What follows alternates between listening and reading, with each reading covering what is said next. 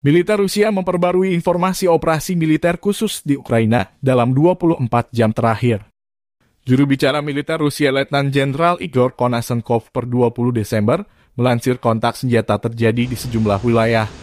Di arah Kupian, serangan udara dan artileri Rusia terhadap posisi angkatan bersenjata Ukraina memaksa musuh mundur. Hingga 30 prajurit Ukraina dan 3 kendaraan bermotor tersingkir di dekat Kislovka, wilayah Kharkov. Di arah Krasny Liman, konsentrasi tenaga kerja dan peralatan militer Ukraina diserang di dekat Nevskoye, Republik Rakyat Donetsk. 3 kelompok sabotase dan pengintaian militer Ukraina dimusnahkan di dekat Chervonaya Dibrova dan Stomakovka, Republik Rakyat Lugansk. Kerugian musuh ke arah ini berjumlah hingga 50 prajurit Ukraina, 2 kendaraan tempur lapis baja, dan 3 truk pickup. Konashenkov merilis secara total 347 pesawat terbang dan 186 helikopter militer Ukraina dinetralkan. Termasuk 2.689 kendaraan udara tak berawak, 398 sistem rudal pertahanan udara, 7.168 tank dan kendaraan tempur lapis baja lainnya.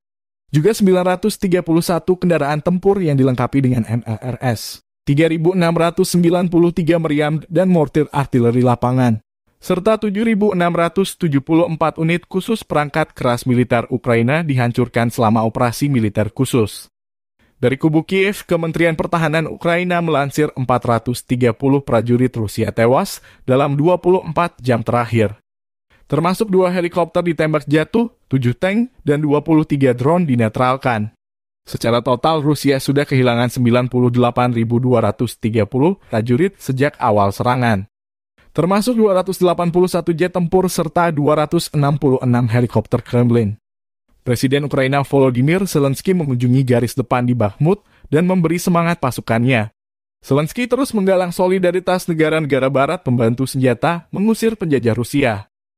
Konflik Rusia-Ukraina memasuki bulan ke-10, belum ada tanda-tanda perdamaian.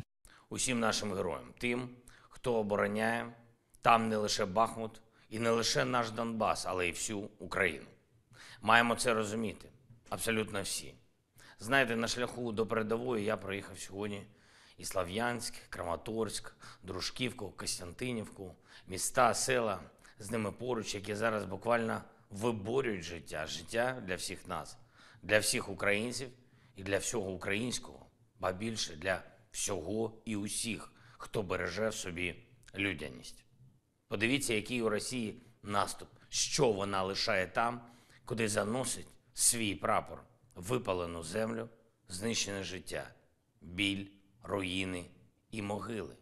Це так званий «руський мір». Саме